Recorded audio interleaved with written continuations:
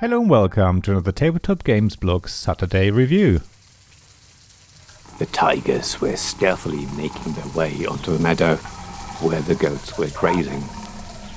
Watching their calm and coordinated approach made you believe there was going to be only one outcome, and it wasn't going to be in favor of the goats.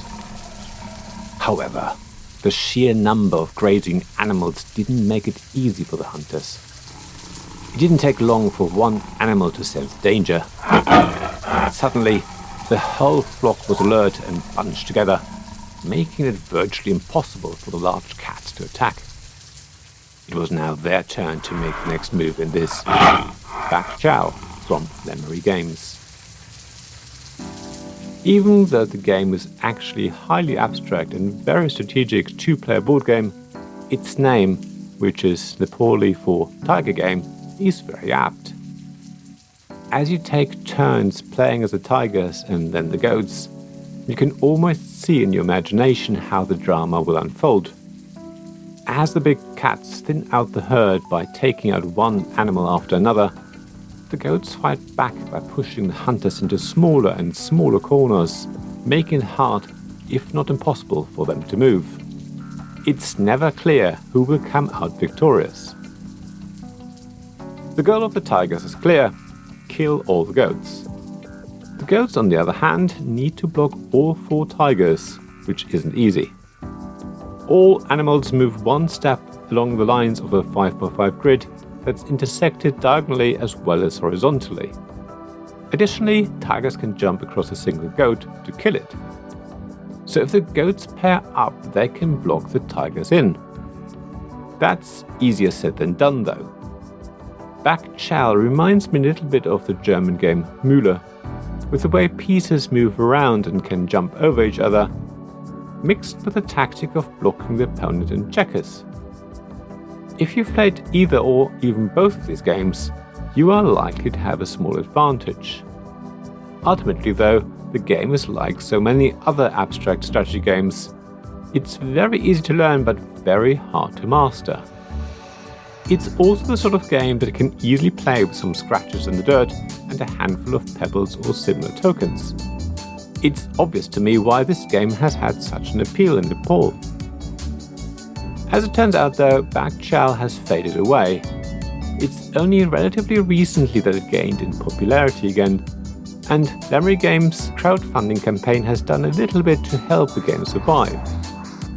As a pay-what-you-want project, there was never any guarantee that it would fund and go into production, but the kindest of strangers prevailed. Mind you, the version that Christina and Tomas have created is really lovely.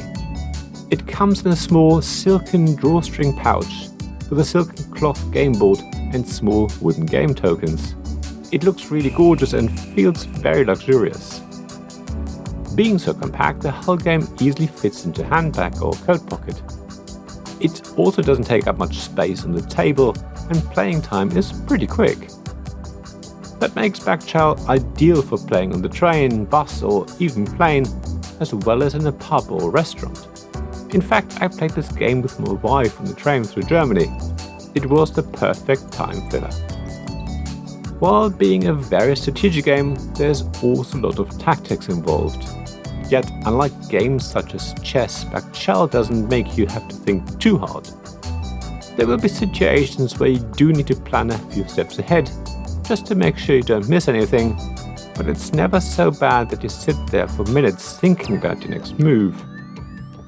I think the game is much more about spotting what the opponent is likely to do next. It's more of a spatial game in that sense. You can easily miss a tiger's next kill or the fact that the goat can block your tiger in on the next turn. You do need to keep a close eye on everything. So, if you fancy an ancient game that you can easily take anywhere and play virtually everywhere, and that trains the brain without being too much of an effort, then Bagh Chal is definitely for you. At the same time, you can do your bit to keep this lovely game alive, which is a wonderful feeling. Thank you for listening to this Tabletop Games blog Saturday review podcast. Please check the description below for links mentioned in this episode, as well as to the written version of this article on the blog. If you enjoyed this episode, please subscribe, give us some stars or leave a review. Please also tell your friends about me, and if you want to offer financial support, check out my Patreon Ko-fi pages, links to which you'll find in the blog at tabletopgamesblog.com. So thank you again for listening, and I hope to see you again soon. This podcast was made possible by the generous help of my supporters.